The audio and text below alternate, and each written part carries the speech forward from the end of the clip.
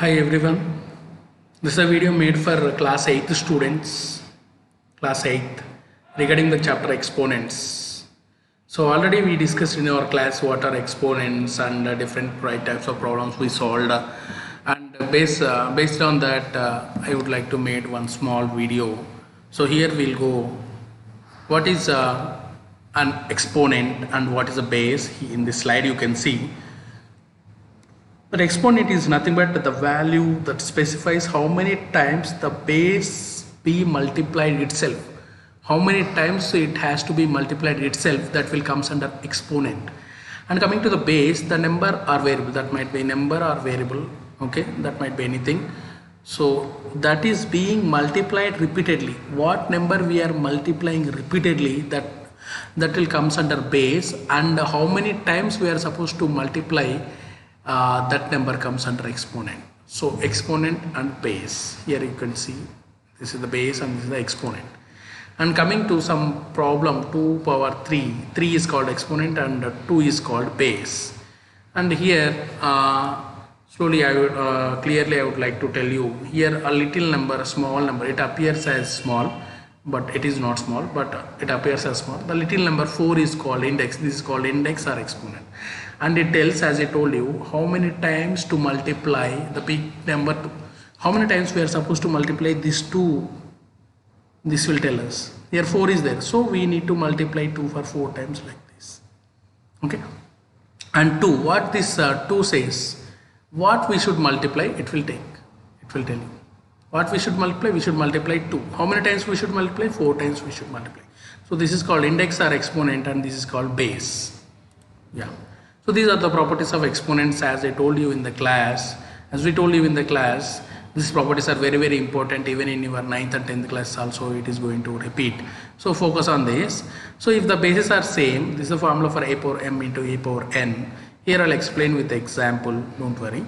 So a power m into a power n, that is equal to a power m plus n. So if the bases are same and they are in multiplication, we are supposed to add the exponents. A 2 power 2 into 2 power 3, suppose if it is like this, what we are supposed to do, we are supposed to add these exponents, 2 plus 3, which gives 5. 2 power 5, the result is 32. And next property is a power m whole power n.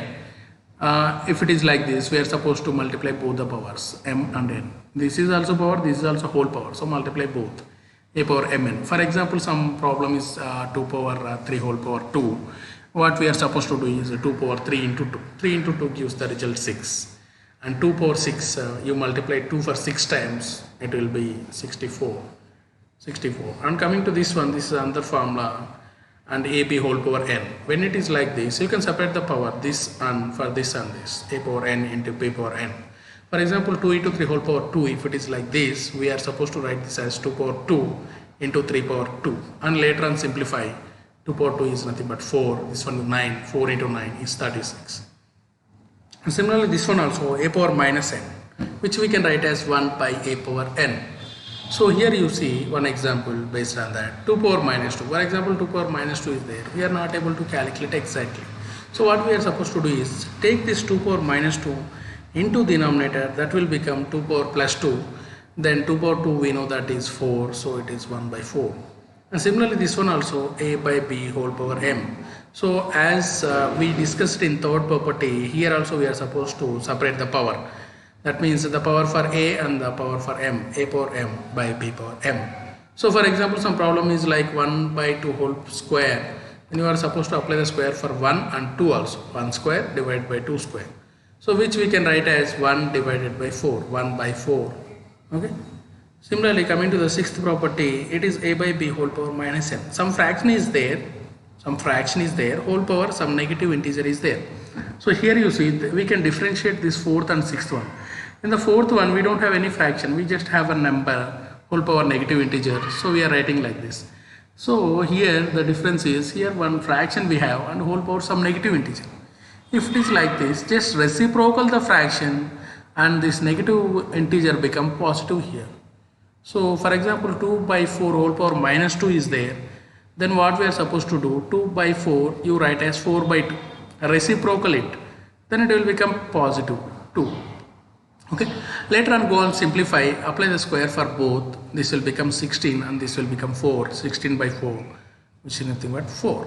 And coming to this property, evergreen property, it is very important. A power 0 is equal to 1. Any number power 0 gives 1. Okay. And one more property, a power m by a power m. Here, see, we can differentiate first one and last one. First one, both bases are same.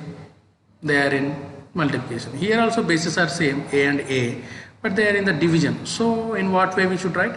Here we are adding because of its multiplication. Here it is we are supposed to subtract because of it is division. So a power m minus n. This is the example for that. You can go through this, subtract the powers, then you will get the answer. That one. Next one about exponents worksheet. Once you go through this worksheet and solve, so that you'll get more grip on exponents. And also we have the standard form and usual form here. How to write the numbers in standard form, we'll see.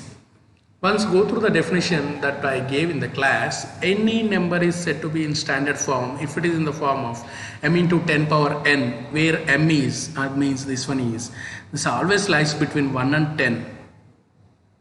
1 and 10. Sometimes it might be 1 also, but it should not be less than 1. Which one? This number, this number, this number, see, this number. This.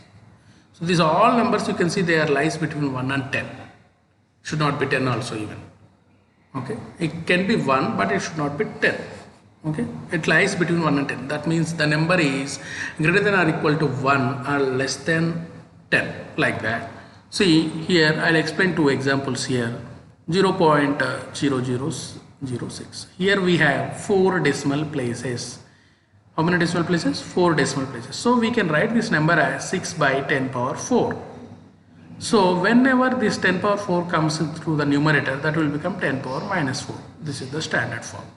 And coming to this example, see this one. So this one we can write as, how many decimal places are here? You can count. There are 8 decimal places. So we should write this as 83 by 10 power 8. 10 power 8. So then whenever this 10, even 83, we should not have 83 over here. So what we have, a number between 1 and 10.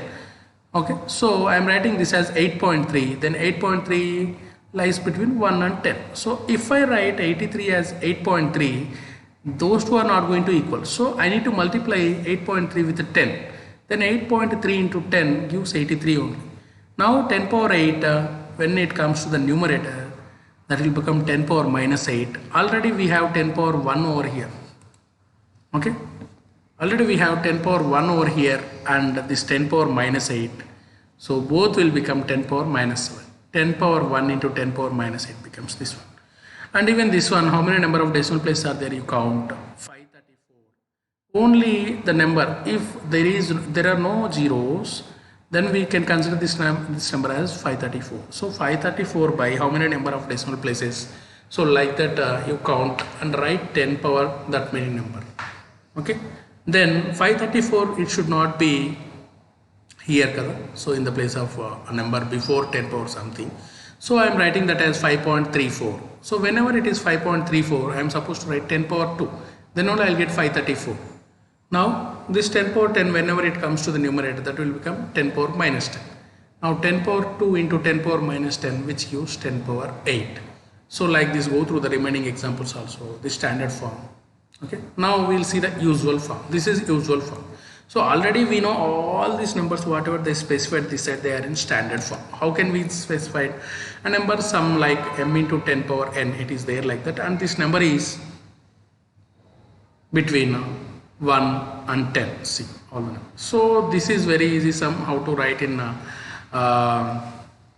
decimal form. Usual form. Just 10 power 5 is there, no? When you take this to the numerator, so that will become 10 power 5.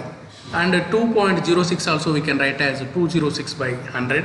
How to write decimal number into fraction you have in your 7th class itself. Now 206 into 1, 206. 100 means 10 power 2. 10 power 2 into 10 power 5. 10 power 2 plus 5. So when it comes to the denominator, that will be, this is minus, sorry, this is some printing mistake over here. So minus, so 206 into 10 power minus 7, like this we can write. Otherwise 206 by 10 power minus 7, 206 by 10 power minus 7, directly you can write this one. Here you can see that one, 5 into 10 power minus 7. When this 10 power minus 7 comes to the denominator, it will become like this. Now this is 10 power minus 7. So we need 7 decimal places. Here also same thing. We need 7 decimal places. We can count over here 1, 2, 3, 4, 5, 6. Here also we need 7 decimal places. We have for this calculation, for simplifying this calculation, we need 7 decimal places. Already one place is here. The remaining 6 you can put as zeros and write decimal point 0. Similarly, go through all the sums, and so that you can get one grip on how to express a number in standard form and usual form. Thank you.